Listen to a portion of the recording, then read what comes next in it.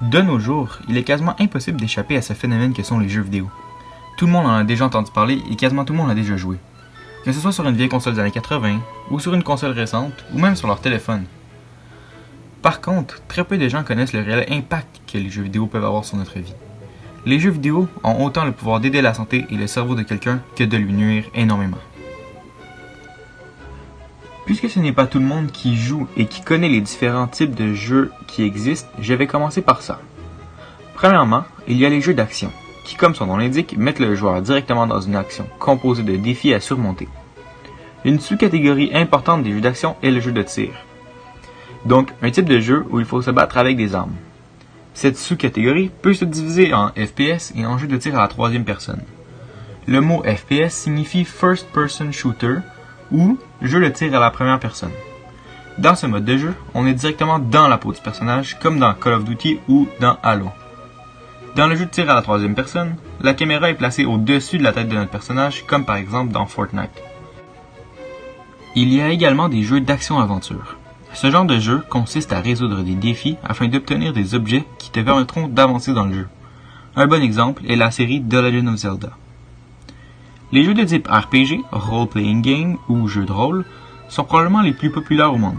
Ils consistent à incarner un personnage, et souvent l'histoire se déroule à d'autres époques ou dans d'autres mondes, comme par exemple la série Assassin's Creed ou The Witcher.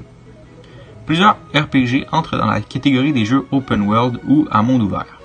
Dans ce genre de jeu, le joueur a la possibilité d'explorer le monde et de se rendre où il veut. Les jeux de simulation comme les Sims, où l'on simule la vie d'un personnage, sont également populaires. Il y a aussi les jeux de stratégie, où le joueur doit réfléchir aux actions qu'il entreprend s'il souhaite gagner la partie, comme dans League of Legends. Finalement, les jeux de casse-tête comme Tetris demandent aux joueurs de résoudre des problèmes qui augmentent en difficulté à chaque niveau. Il y a plusieurs autres types et catégories de jeux, mais ils sont moins importants pour la vidéo. Les jeux vidéo ont un impact sur plusieurs parties du cerveau. Lorsque je parlerai des effets positifs et négatifs des jeux vidéo, je vais dire des termes qui désignent certaines parties du cerveau. Je vais vous les expliquer et aussi vous dire leur importance. Premièrement, le cervelet.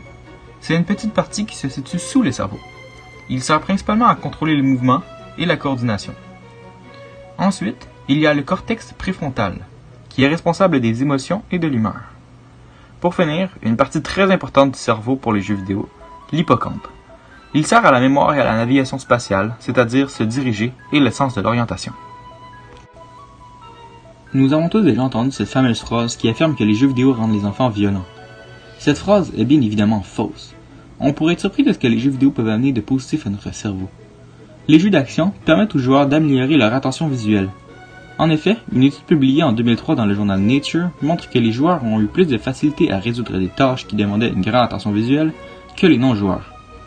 Tetris est un jeu qui permet également d'améliorer le cerveau. Ce jeu demande de la réflexion et plus on joue, plus on a des bons réflexes. Et notre cerveau est capable de résoudre des problèmes plus rapidement. 30 minutes par jour où vous jouez à Tetris permettent d'augmenter la taille de votre cortex cérébral. Les jeux de type FPS permettent d'améliorer les réflexes et la vitesse de réflexion. Plusieurs recherches ont été faites partout à travers le monde pour démontrer les effets positifs des jeux vidéo. Des chercheurs italiens ont démontré que l'on pourrait aider les enfants dyslexiques avec les jeux vidéo d'action, puisque l'attention visuelle s'améliore et c'est un atout essentiel pour la lecture.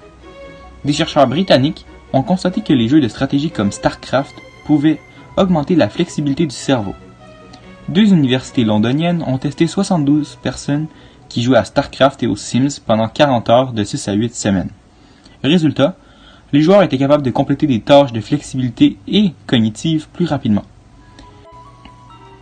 Finalement, des chercheurs allemands ont conduit une recherche sur 23 adultes de 25 ans en moyenne qui ont joué à Super Mario 64 30 minutes par jour pendant 2 mois.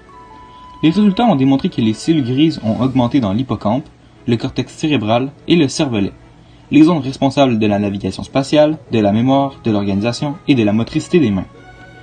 Même pour les personnes âgées, ça peut aider puisque la pratique régulière permet de retarder le déclin naturel de différentes compétences cognitives.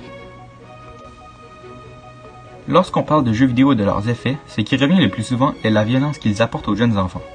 On oublie que les jeux vidéo ont un impact négatif bien plus grand sur le cerveau et sur la santé mentale. Des problèmes mentaux graves peuvent arriver à ceux qui ne font pas attention lorsqu'ils jouent. Comme on a pu le voir avec les effets positifs, certains types de jeux font travailler différentes parties du cerveau, et ont des effets différents. Les jeux de type FPS sont probablement les plus dangereux. Même si on a vu qu'ils aidaient la vision, il y a malheureusement un prix à payer. En effet, les joueurs qui jouent à ce type de jeu utilisent très peu leur hippocampe. La matière grise à l'intérieur diminue et l'hippocampe s'atrophie. Jouer à ce type de jeu plusieurs heures par jour est vraiment mauvais. Dans une étude publiée par le magazine Molecular Psychiatry, l'auteur Gregory West dit que plus l'hippocampe s'atrophie, plus il y a de chances de souffrir de maladies mentales comme la dépression, la schizophrénie, l'Alzheimer ou le trouble de stress post-traumatique. 51 hommes et 46 femmes ont joué à des jeux comme Call of Duty et à d'autres jeux comme Mario. La matière grise dans le cerveau de ceux qui ont joué à Call of Duty a diminué alors que celle dans le cerveau de ceux qui ont joué à Mario a augmenté. Ce ne sont pas que les FPS qui causent des problèmes. Tous les jeux peuvent causer des problèmes lorsqu'il y a un excès. Trop jouer peut amener à un retrait social, à de la solitude, de la dépression et de l'irritabilité. Il est vrai que les jeux vidéo violents ne rendent pas violents, mais ils peuvent rendre moins empathiques. Il faut donc vraiment faire attention parce que ce n'est pas parce que les jeux vidéo ont des points positifs qu'il faut en abuser. Pour conclure, il faut vraiment faire ses recherches et ne pas croire les rumeurs sur les jeux vidéo. Plus on fait des recherches sur le sujet, plus on peut en éviter les dangers. Le mieux est de jouer avec modération. Il est conseillé de jouer maximum 1 heure par jour pour recevoir les effets bénéfiques sans nécessairement recevoir les effets négatifs. Il faut aussi savoir varier les types de jeux pour entraîner toutes les parties du cerveau. Et vous, pensez-vous bien modérer votre temps de jeu?